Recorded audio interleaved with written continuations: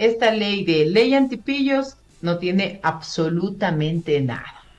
Aquí lo que se esconde son dos intenciones del presidente de la República o dos intenciones de la función ejecutiva. La primera, cargar más impuestos a las familias ecuatorianas para cumplir con las condiciones y los acuerdos con el Fondo Monetario Internacional. Ese es el primer elemento importante que debemos dejar señalado y ser muy enfáticos. El segundo, tomarse a la UAFE, porque recordarán que la Asamblea Nacional, cuando aprobó las reformas a la ley de extinción de dominio, incluso la Asamblea Nacional, si no estoy equivocada, en el mes de marzo de este año, le aprobamos también al presidente de la República un proyecto de ley económico urgente en materia económica que también estaba enfocado en el combate al lavado de activos. Por unanimidad, la Asamblea Nacional le aprobó ese proyecto de ley al presidente de la República, en el que incluso se estableció que quien iba a estar como titular de la unidad de análisis financiero del Ecuador se lo iba a elegir mediante una terna que obviamente iba a ser enviada por la función ejecutiva y que luego la Asamblea Nacional de esa terna remitida iba a terminar escogiendo el mejor perfil para que dirijan la unidad de análisis financiero del Ecuador. Entonces, lo que se pretende es dos cosas: tomarse la unidad de análisis financiero. ¿Para qué fines serán? Precisamente no será para el combate de la economía criminal, porque si el presidente o la función ejecutiva estaban tan preocupados de seguir atacando esta economía criminal, lo correcto es que desde la Secretaría Jurídica de la Presidencia, que entiendo son los que elaboran los proyectos de ley en materia económica, en el que aprobó ya hace meses atrás la Asamblea Nacional, y deberían o debieron haber incorporado todos estos aspectos supuestamente para ellos importantes dentro de ese proyecto, pero como decía, hay un apagón jurídico y hay una falta incluso de luz para poder armar estos proyectos de ley y luego remitirlos a la Asamblea Nacional. Entonces, colocan este nombre para creerle a los ciudadanos que la legislatura se niega a dar paso cuando no existe ningún artículo que vaya enfocado a atacar la economía criminal, a atacar el lavado de activos, a atacar el narcotráfico. Eso no existe dentro del proyecto de ley. Ustedes pueden revisar que lo que estoy diciendo en efecto es real y lo único que existe es más carga de impuestos. Por eso nosotros incluso rechazamos este pronunciamiento de la función ejecutiva, que está siempre acostumbrada a señalar, a menoscabar incluso lo que se hace desde determinada función del Estado, y no hay una pugna. La pugna solo es la del presidente de la República. Hay un dicho en la que se dice que para pelear se necesitan dos. Pues aquí la función ejecutiva está peleando sola, porque nosotros los que nos hemos dedicado como Asamblea Nacional es aprobar proyectos de ley que dan soluciones a los planteamientos y a las demandas por parte de la ciudadanía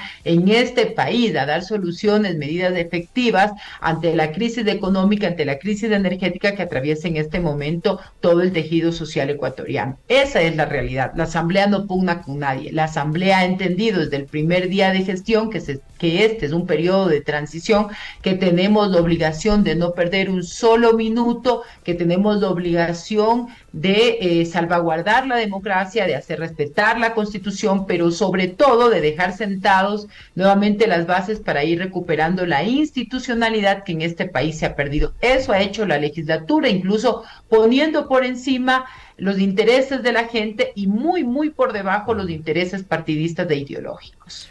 Presidenta, ¿qué va a cambiar entonces si es que el presidente con esta normativa que ha impuesto quiere tomarse la UAFE? ¿Qué va a cambiar de lo que ocurre ahora? Tenemos una entidad que evidentemente no está funcionando como debería, porque se enlavan casi 4.000 millones de dólares en el sistema financiero y no ha pasado nada. No han logrado controlar, no han hecho operativos en grandes empresas, en el sistema financiero, para detectar quiénes son los que están lavando ese dinero.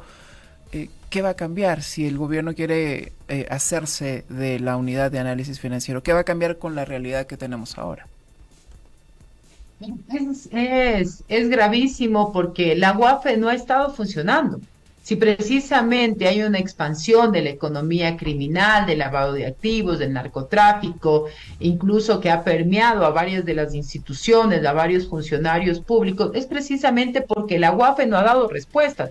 En la Comisión de Fiscalización y Control Político se llevó también precisamente un proceso allí para hacer una veeduría de lo que sucedía en la Unidad de Análisis Financiero del Ecuador, que muchas veces no ha comparecido a los llamados de la Asamblea Nacional, que muchas veces han observado también los proyectos de resolución que la Asamblea ha emitido precisamente preocupados de que se combata a esta economía criminal. Entonces, no nos pueden decir que la UAF en este momento está trabajando o está actuando de manera eficiente para combatir esta economía criminal. ¿Y qué es lo que va a suceder? Lo que está sucediendo en este momento, que la unidad de análisis financiero de nuestro país está siendo utilizada como un mecanismo de persecución y de presión política a quienes piensen distinto o a quienes tengan una voz fuerte en contra de un gobierno de turno para presionar políticamente, para perseguir políticamente, porque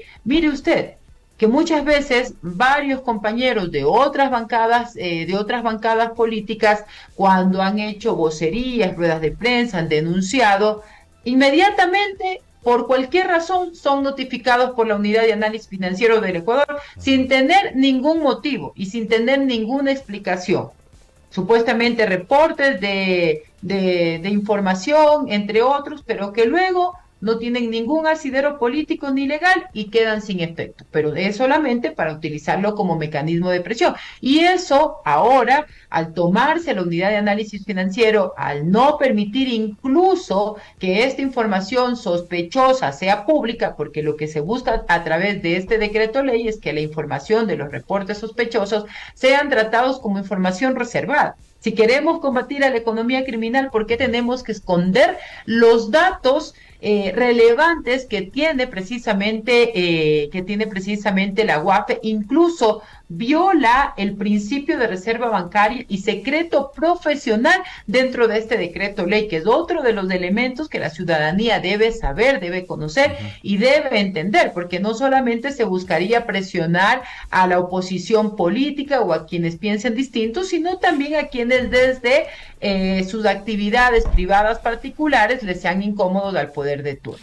Presidenta, durante las festividades por la Fundación de Quito, en un evento específico, la sesión solemne, ustedes, tanto el alcalde Pavel Muñoz como usted, coincidieron con el presidente Noboa, quien estuvo presente. Intercambiaron palabras, pudieron conversar sobre los asuntos de la política nacional, sobre estos en particular, y si es así, ¿qué le dijo el presidente? Mi mensaje siempre ha sido claro, Alexis y ciudadanos, desde el primer día que me posesioné como presidenta de la Asamblea Nacional. Este es el momento de que todas las funciones del Estado podemos llevar el esfuerzo necesario para sacar adelante este país, para sacar adelante a las familias ecuatorianas, para poder superar esta crisis económica, esta crisis energética. Pero eso no exime que nosotros dejemos de ejercer precisamente este rol de fiscalización, del control político, de salvaguardar también la economía de las familias ecuatorianas, y ha sido siempre nuestra posición.